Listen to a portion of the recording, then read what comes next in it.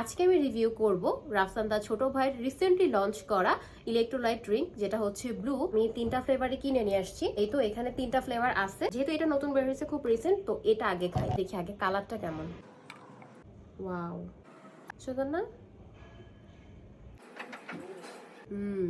মজা। এটা অনেকটা লাগতেছে আমরা যে ভার্জিন মোহিতো খাই ওটার মতো। এটাকে আমি রেটিং করলে দিব 8.5 out of 10। Let's open. Oh, smells so good. Let's check the color. এটা হোয়াইটই হবে স্বাভাবিকভাবেই, কারণ এটা লিচি ফ্লেভার। So good. এটা অনেক মজা। আমরা বাইরে যখন লিচি ড্রিঙ্কসটা কিনে খাই না, একদমই তেমন লাগতেছে। এটাকে যদি আমি রেট করি তাহলে আমি এটা দিব 9 আউট অফ 10। Let's open.